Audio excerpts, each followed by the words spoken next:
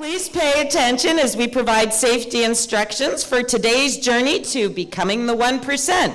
Feel free to raise your hands if you have any questions and ask. Review the flight safety card found on your seat. Social media use is highly encouraged as a means to share your thoughts and comments, and the hashtag is #IamCoachClinton on Instagram, Facebook, and Twitter.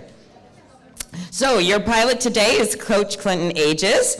Coach Clinton lives in Atlanta, Georgia, and has over 20 years of experience working in technical solutions development, as well as technology and management consulting. He has worked for some of the biggest names around, including Aladdin, BASF, Lowe's, and NASA. Ooh, that's impressive. He is the author of the book 7 Steps to Accomplish Your Best Self, which is available for sale at the conference if you're interested in buying it. When Clinton has time to relax, he loves to travel and immerse himself in the culture and cocktails of distant shores. No wonder I like him so much. His bucket list includes drinking every famous cocktail on the best beaches of the planet and enjoying every second of it. Now please buckle your seatbelts and prepare for takeoff. Ladies and gentlemen, welcome Coach Clinton Ages.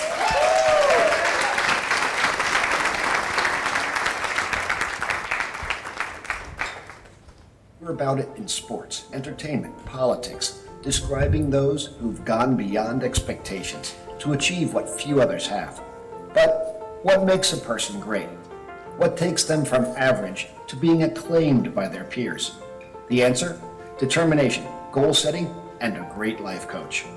In 7 Steps to Accomplish Your Best Self, author and life coach Clinton Ages introduces you to elevation acceleration, a unique concept that brings together affirmations, energy, and the human desire for self-improvement, taking you to the pinnacle with the power of your mind, so you can achieve greatness too. Don't settle for less. Click the link to order 7 Steps to Accomplish Your Best Self today. Do it now, because greatness awaits. How about that in-flight entertainment? Yeah? Flight attendants, prepare for takeoff, please.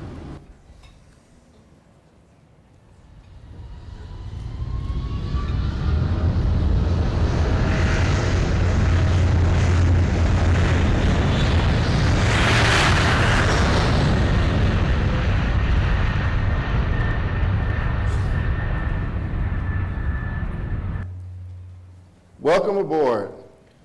I want to start off and tell you guys a little bit about me. Start off telling you about my personal story, a little bit about myself. This is me, 5th grade Clinton. I even liked to wear ties back then, as you can see. But the thing about this kid that I want to share with you guys is I didn't know much about the world at age 5th grade. I mean, most people don't, even though they have a television show, Are You Smarter Than a 5th Grader? I thought I was one of those kids that, knew everything and was pretty sharp and pretty smart. But what I had was a family that kind of supported me. I had a mother who plugged into me, who told me the value of education. She encouraged me.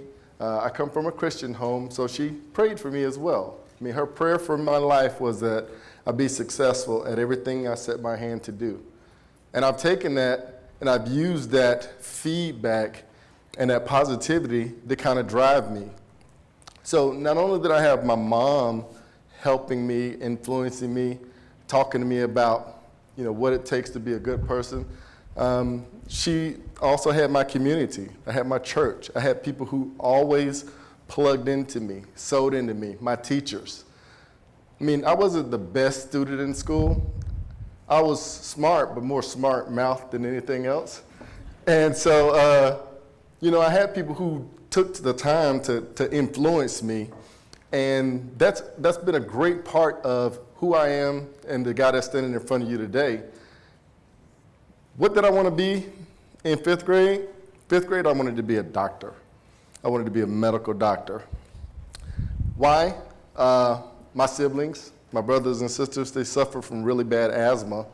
And so we were always going to the doctor's offices, always going to the emergency room, things of that nature. And so naturally I thought, okay, this is something that I want to do with my life. This is something that I want to be and I want to plug into. Of course, I went to school, went to college, University of Georgia. And my major there was partying and having a good time. Don't know if any of you majored in that, but I actually probably got a master's. I might even have a doctorate in it because I got pretty good at it. But all of that turned into the guy that's standing there for you today. Someone who looks to make a difference in the world, who wants to make a difference in the world. And that's what we're going to be talking about today. We're going to be talking about becoming the 1%. What exactly is that? What is that 1%? Well, for me, that 1% is plugging into what is my higher belief. What is the thing that I am passionate about? And for me, it's employee voice. It's going into corporate America, going into the businesses of the world, and saying, hey, what can we do to treat employees better? Why do I feel like that's important? It's important because most of us, if we're lucky, only spend 40 hours a week at our job. Those of us who work in IT delivery, like software delivery, like most of us do here, might have to work a few more hours than the standard 40. And so if we're going to be in an environment where we're working hard, and I believe that everyone wants to do a good job, then I think it's fair that those employees treat us with the respect that we deserve. And so my stance is employee advocacy. To me, employee advocacy turns into one crucial thing that all employees want, and that is engaged employees. As an engaged employee, you plug into the organization, you participate in their service projects, you do a good job on all of the things that you're assigned to, you look for opportunities to contribute, and that gives us individual satisfaction. And if the company can align themselves such that we as employees could see what the vision is that we can hire, that higher belief that we can plug into, then we can be more excited about going to work every day, right? I'm in a space in my life now where I'm excited about the work that I do. I enjoy it thoroughly. I enjoy standing in front of you guys, figuring out the messages that I can share to kind of motivate and inspire all of you guys to be a little bit better as you take your journey and your path. So let's do some analysis first and just kind of talk about what exactly is this 1% that I'm mentioning, right? Well, there's this concept of personal energy. Each and every one of us has a signature, an energy that we put out. William George Jordan, author of Self-Control, is Kingship and Mastery, says that as individuals, as people, there's one thing in this world that we cannot avoid, and that is our influence and impact that we have on other folks. What does that mean exactly? That means no matter what your state of mind, where you are in your career, what you're doing, you have the opportunity to influence and impact someone else's life. Now, perfect example of this is, has anyone in here ever met someone new, met them for the first time, and you thought, I really like you, right? You just connect with them. You don't understand why, you don't know what it is, but you meet them and you go, I really like you. Anyone ever had that experience? Yeah, you're like, I feel like I've known you my whole life, and I just met you seconds ago. What is that? It's that personal energy, it's that connection. How many of us also have been in a place, maybe a public place, maybe in a grocery store, in line, right? Maybe the person in front of you is having a bad day. Do you notice that? Yeah, you do. You notice that bad day. How many times do you go home and talk about the person at the grocery store who is having a bad day? That person, in essence, has impacted your life because now you're carrying whatever they had back with you to the people that you're now going to be interacting with, right? When you talk about and you look at, different scenarios, maybe maybe that person didn't interact with you directly. Maybe you witnessed it. Maybe you saw someone being rude to someone else. Can you believe that he had that attitude with so-and-so, right? I can't believe this was happening. It's horrible, right? You take those things, you see them, you witness them, they're impacting you.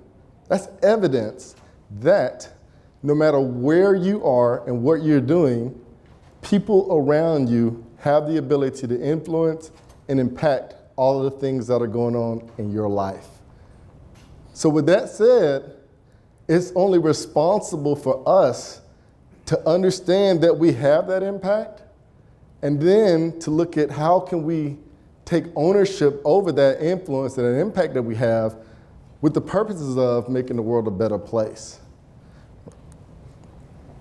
The French call it that je ne sais quoi, right?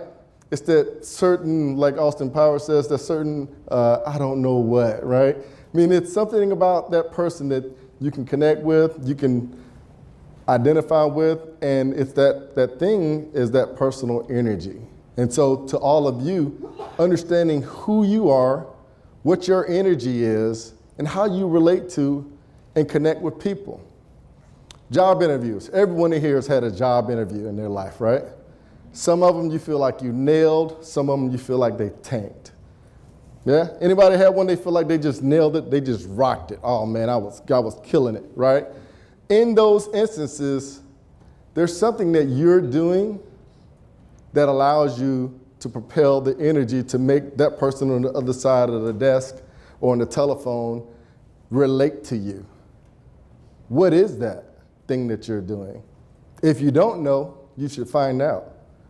When I was in college, I had a professor, and I was a computer information systems major, and did a lot of programming. I was taking a C++ class, and I was a pretty good student. I was a pretty good programmer. And my instructor, his name was Dr. Schwarzmeyer, a German guy. I mean, he was a big guy. He was, everything German about him. You could say that he lived up to what that image is in your head. And he said to me, he said, you know what? You're kind of a different guy. So typically we don't see programmers or people who have skills like this in software development that have personalities the way that you have. And I listened to it and I was like, okay, all right. I mean, that's what he said to me. And I was like, okay, that's pretty cool. All right. I had another instructor, and she was like a marketing instructor. And we had like a project.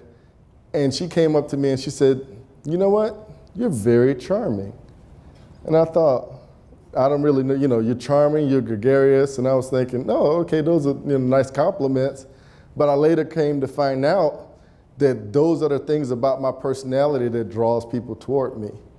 And so understanding what that is, I now know how to take hold of that, use it kind of as a skill, right? I mean, it's who you are, it's being your genuine self, but then taking that, plugging it into who you are, and then using it to kind of, again, take ownership over the influence and the impact that you're having on the lives of the people that you're bumping into on a daily basis.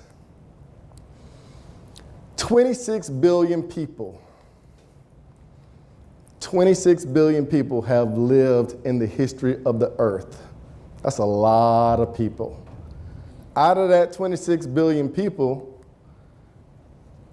1% of those people, roughly around 3,000 is what the research said, have had major impact on the world. I'm talking about game-changing type things, right? Like Bob was talking about this morning, but where they actually set a course and direction that changed history. I mean, some of the people you could probably think of your head, Julius Caesar, right? I mean, Mother Teresa. I mean, the list goes, Mahatma Gandhi. I mean, the list goes on and on. Good, bad, or indifferent. Those people understood what they had, right? I mean, Hitler, Napoleon, they understood what they had. They understood how to get people to react and to connect into those beliefs, in some instances to do something good, or in some instances to do something that they thought was good, right?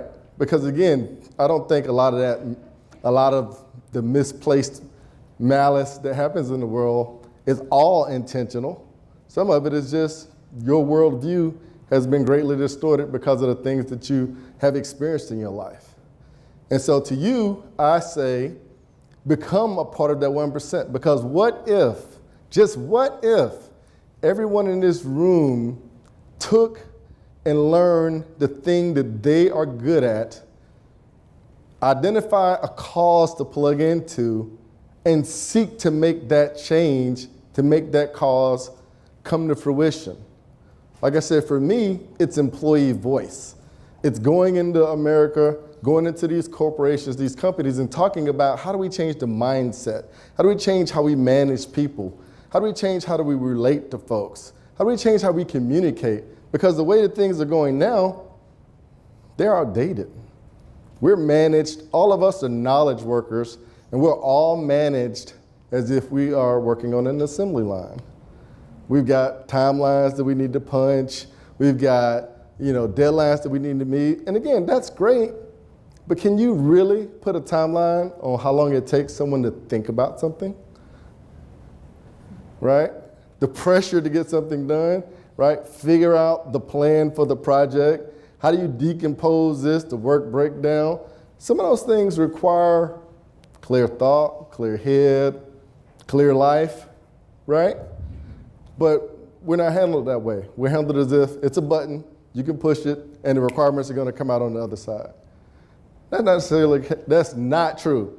But if we all take that time to understand what we can do and seek to make it better, then we'll be moving toward a world where, again, we're making things more positive.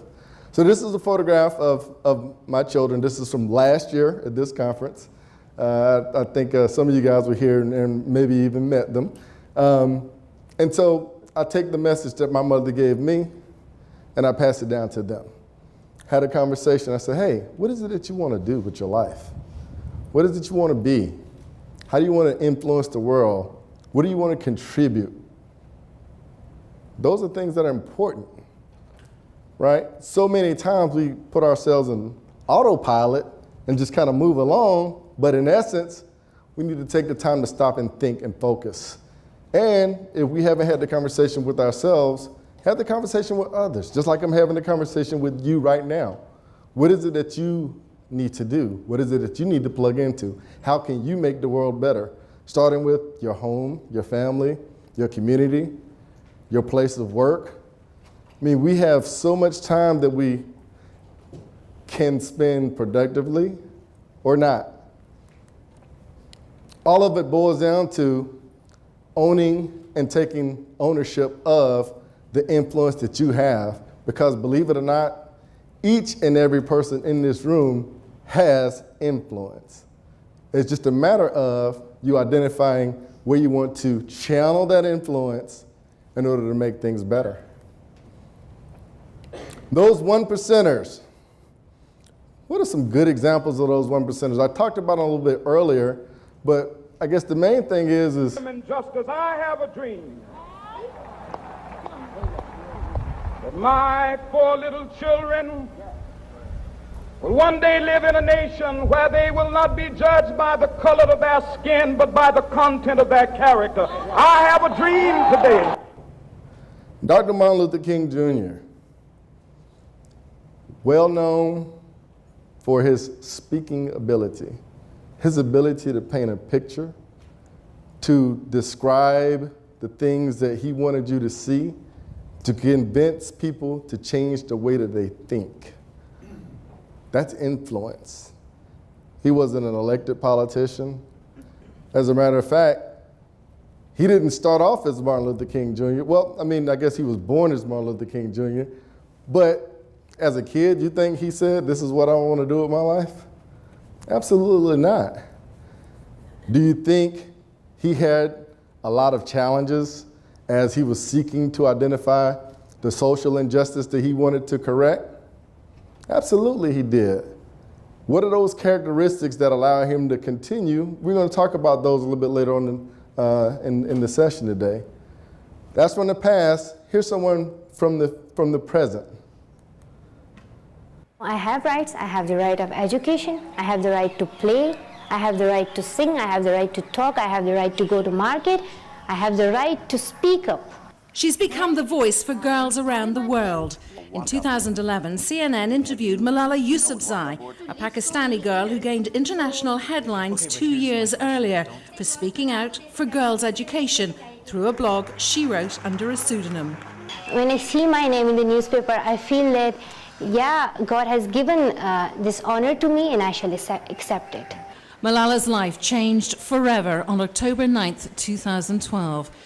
While on her way home from school in Pakistan's Swat Valley, a group of armed Taliban boarded her school bus, asked for her by name, and shot her in the head.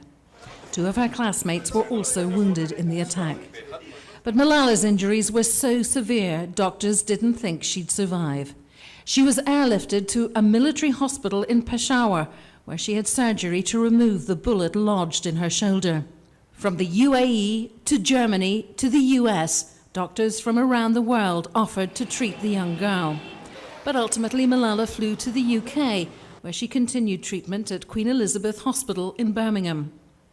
When hearing about the attack, people around the world were inspired by her courage. Many attended prayer vigils and lit candles. We want justice! Others stood in support of her efforts through rallies, holding up her picture and demanding change. Malala was discharged from the hospital in January and underwent reconstructive surgery a month later. In 2011, when asked why it was important for her to take up this cause, she told our Reza Saya, when I looked at my people and my school fellows and in the ban on the girls' education and the Taliban, so I thought that I must stand up for my rights, the right of education, the right for peace. Malala is attending school in the UK, but she continues her fight for education, and worldwide support for her continues despite threats from the Taliban. She was 11 years old in 2011 when that first clip was shot. Passionate at the age of 11 about something that she believed in. So much so, do you guys know her story? Yeah. 16 years old, Nobel Prize Award for Peace. 16 years old. 16 years, just a baby in the eyes of the world. What that means is anyone could be a part of that 1%. She made a decision to stand up for something and to push towards it. Despite the level of danger, she's just a kid. But she pushed forward. And again, we need to do the same thing. We need to identify. So for me, like I said, it's identifying how can I help? How can I be aligned with you guys as employees at organizations? How can I help? What can I give you so that you can change your place of work? How can you make your place of work better? How can I support you? How can I inspire you? What can I do to get you to take action? Because in taking that action, we can make our place of business better. All it takes is one person. All it takes is one person. And it's not even about so much, oh my goodness, I identified the right time to do something. Sometimes it's about those opportunities present themselves right in front of you. So the picture that you're looking at is me in Amsterdam earlier this year. And what I did was I went over to go hang out for the weekend. I was in Germany on business. And I was on my way back to catch a train to head back toward the airport. And someone said, hey, excuse me, sir. We're in the process of trying to compete for the world record for the longest conga line on ice. Will you help us? An American in Amsterdam. I was like, I get to be in the line in the world record? Absolutely. It was an opportunity. I mean, I was running late and everything trying to get back to the airport because it took a long time. But We, children.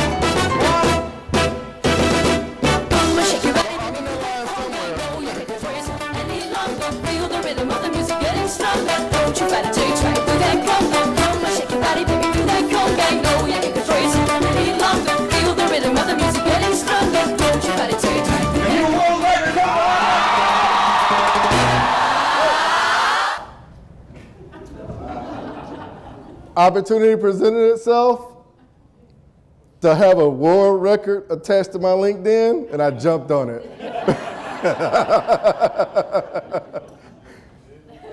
However, we didn't win. They didn't show where people were falling and breaking the line and all that type of stuff. But opportunity presented itself. I saw it as a great opportunity, despite the fact that I had other things that I was supposed to be doing, like catch a flight back to Germany. I prioritized that. Made my flight, of course, but I had a great time as well, right? And I had an experience, and I contributed, and I influenced the ones that I interacted with. And this was something that was, again, a very memorable occasion for me.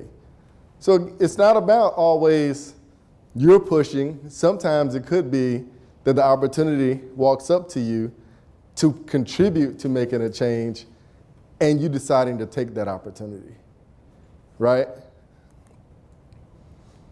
Becoming the 1% is about impacting people. So of course you guys are probably sitting there and you go, me? How do I impact people? How do I go about that? What do I need to do? Well, we're going to talk about what the qualities are to be that influencer, to have that impact. The first one is communicating. All of us in here are talented communicators. Why do I say that? We're the business analysts that has to write down other people's words so that other people can understand them.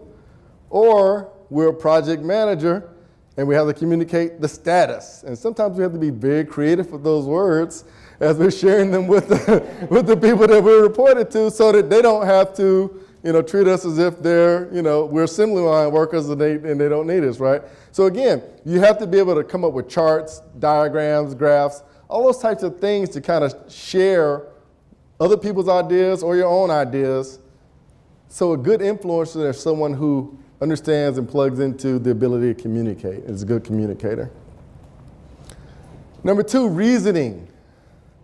Martin Luther King, a great reasoner, also a great communicator. But a great reasoner is someone who uses logic. They understand how to convince you with the word selection, with the ideas that they're presenting, in order to get you to understand and plug into, again, what's this new thing that you're introducing to me? Again, I say to all of us as business analysts and project managers, we're great at reasoning. We have to understand and explain the solution that we're working on all of the time. So, with that being said, that's a skill that we can take and use in other ways, again, to make a difference within the world that we live in from our worldview standpoint. The next one is asserting.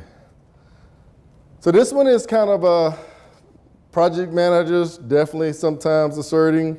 Business analysts, maybe not so much so all of the time, right? From a personality standpoint, at least that's what I see and observe.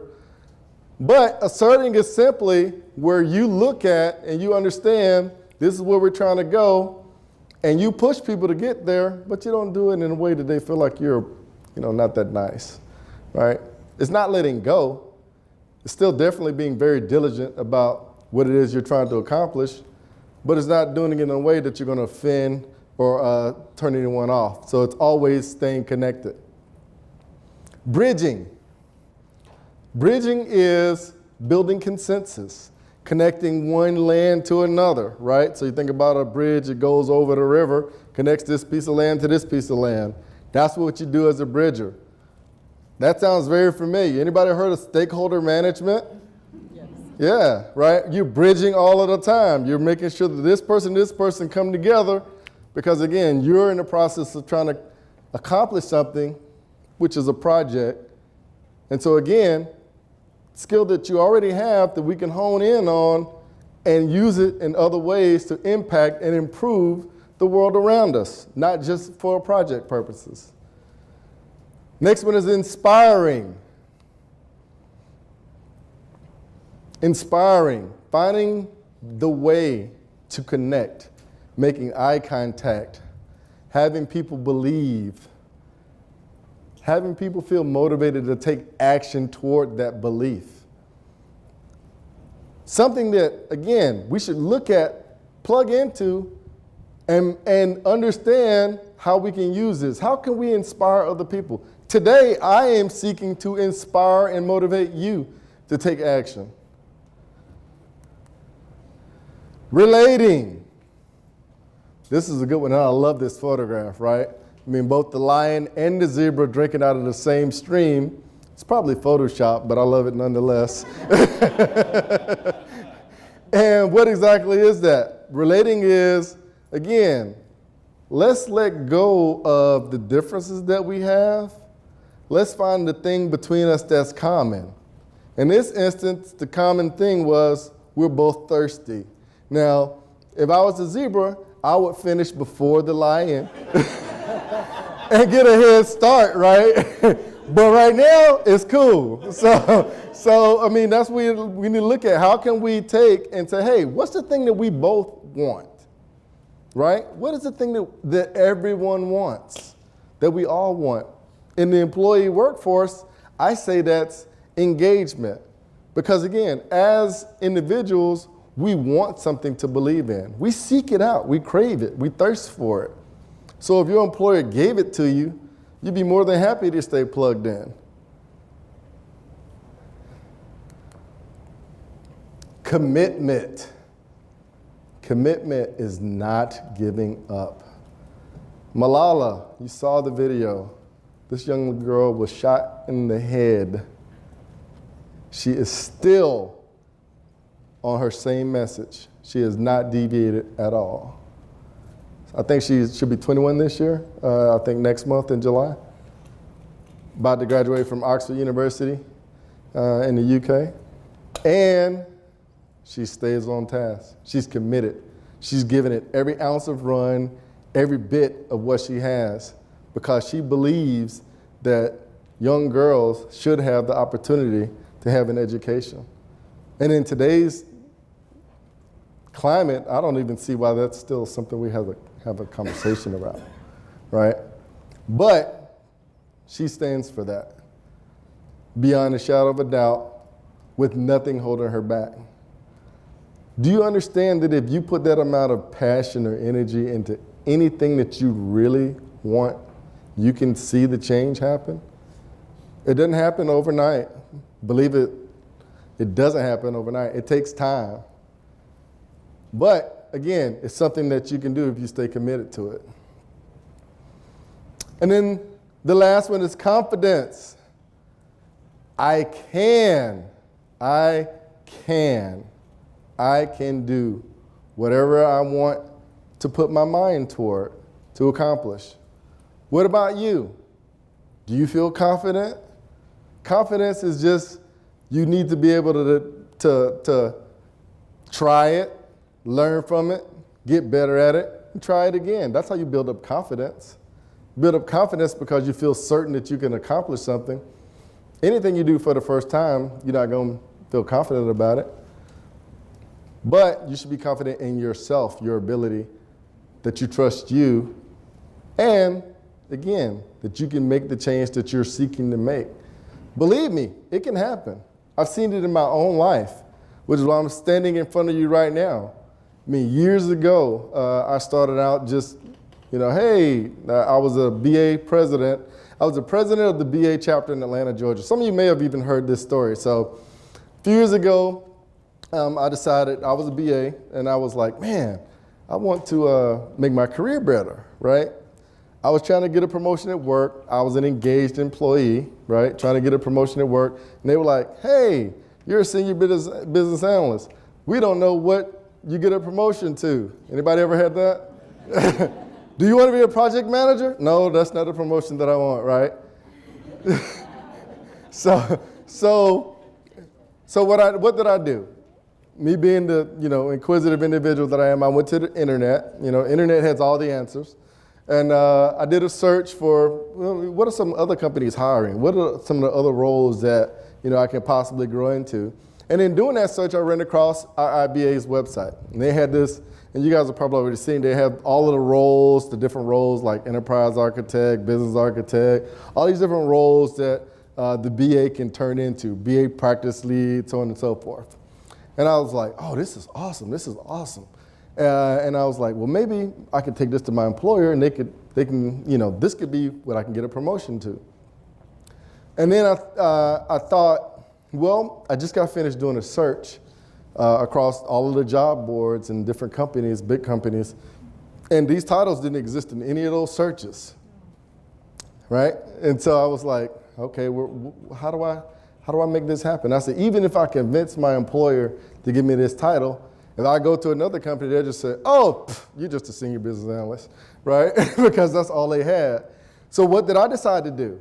I decided that I needed to make sure that the Atlanta market, all the companies in the Atlanta market understood what those different roles were and how they plugged in, so that if I got a job somewhere, I could transfer from different companies and so on and so forth. That's what I thought. I said, okay, well, how do I go about doing that? I think I need to join IIBA, and I did that. I joined the chapter.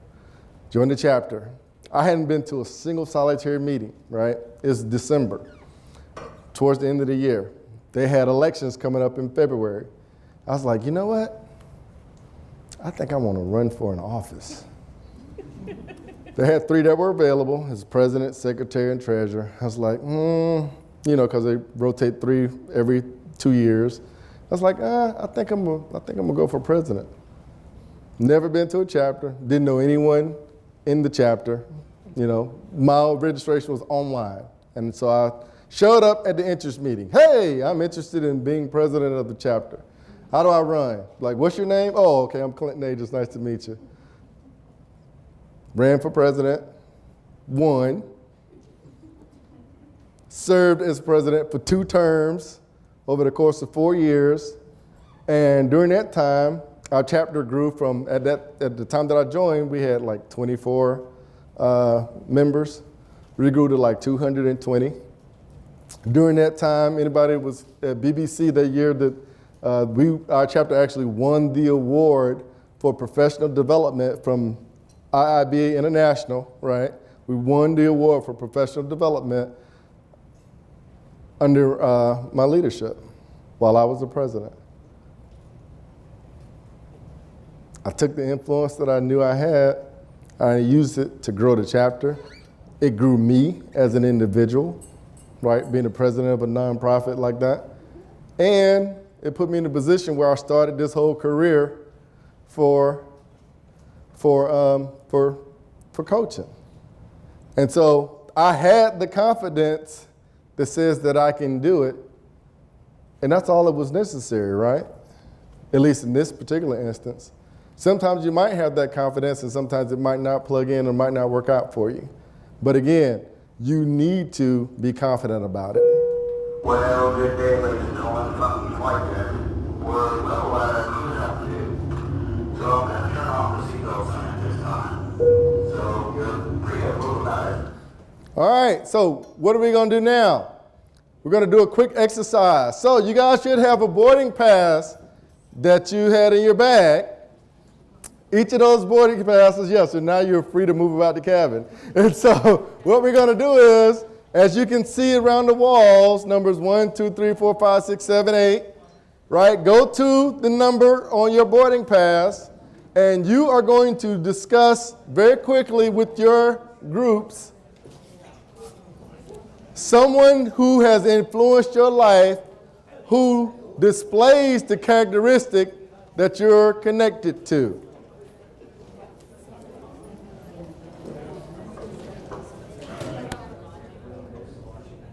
So can I get some volunteers? Is anyone willing to share one of the stories? I heard some good stuff going on over here. I can call on the person that I heard talking. I'm gonna start over here with commitment. How about that? So real quick, give us about 30 seconds. Tell us a little bit about who influenced you and why. If I can have everyone's attention, please. My name is Stephanie Carter. So my story is commitment as far as education. So my mother was a teenage single parent. She had her first kid at 14, myself at 16. She did not graduate from high school. She got her GED, but she focused and made sure that all her children understood the importance of education. So regardless of what I wanted to do. She made me aware that, hey, I could learn anything, I could do anything I wanted to, and regardless of what I wanted to do, like I think I wanted to learn French in 3rd grade, and she had to come to school to make sure that, okay, my parents understood what was going on. She told me later, as an adult, that those situations terrified her because she didn't have the education, but if that meant, having a commitment to me so that I could, pursue my goal, then that's what it took. All right. Thank you. Thank you. Anyone else over here? Jeff? So relating, kind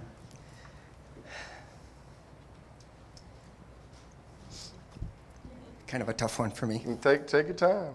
Take your time. So I'm a cancer survivor, and I think that there are many people that have gone through this as well, and the empathy that cancer survivors have with one another is kind of a special thing.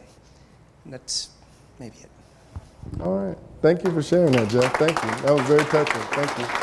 Thank you. Thank you. Thank you. That was beautiful. Thank you. Thank you for being vulnerable. Anyone else?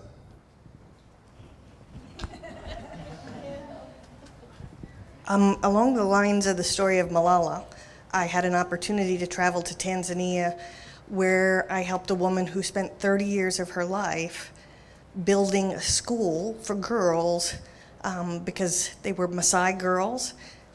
Most of the Maasai tribes believe the girls are not worth educating past the age of 13 and 14. They are mostly put to work gathering firewood and water.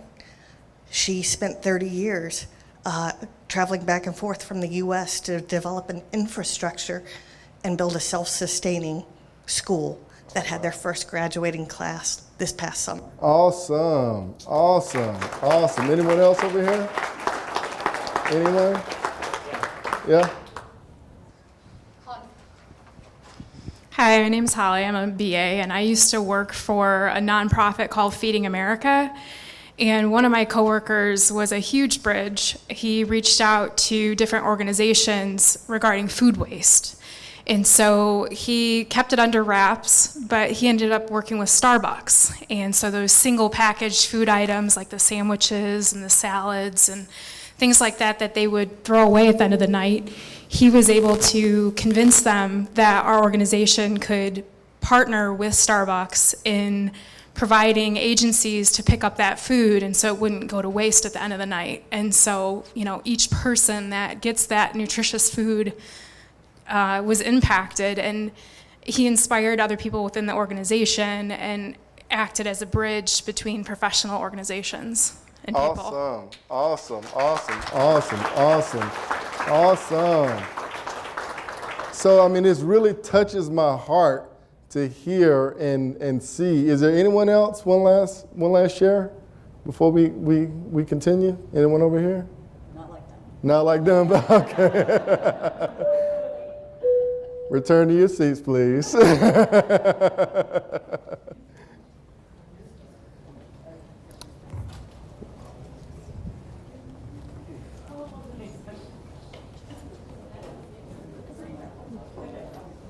Excuse me. Mm-hmm. Yeah. So this concept, right? You guys have seen it in your lives and some very touching stories. Thank you guys all for sharing. So magnificent. This concept also appears in movies. Anyone fan of Star Wars? Anyone see The Last Jedi? Despite all of that opposition, he stood in front of that entire army, right? Of course, I don't want any spoilers. You guys know that? Okay, all right. So, yeah. But again, first he felt like, I can't do it, right? Yoda motivated him, inspired him to take some more action. He stood in front of them, gave his friends time to get away.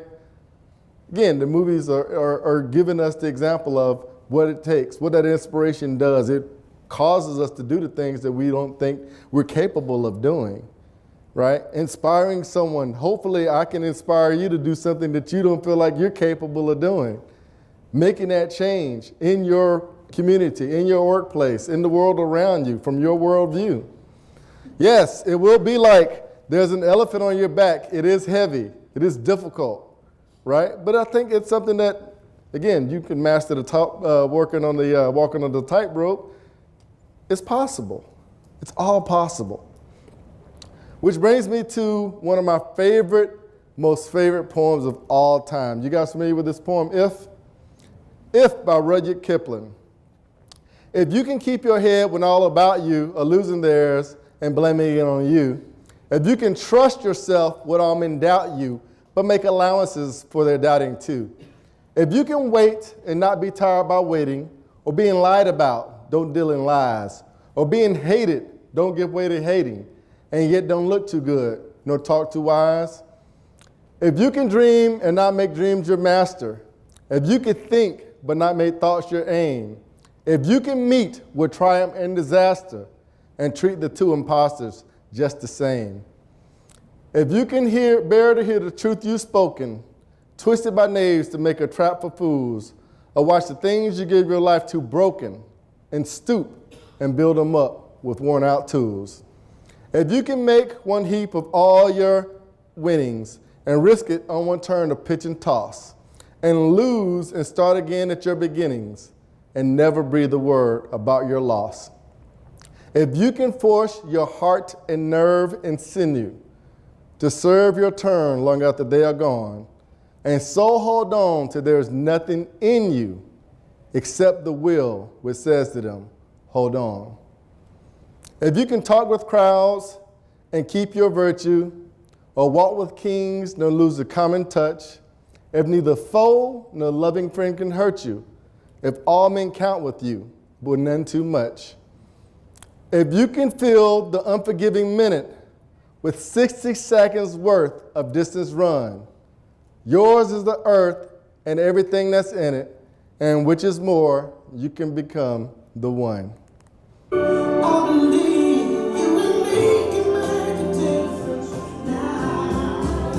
Thank you so very much.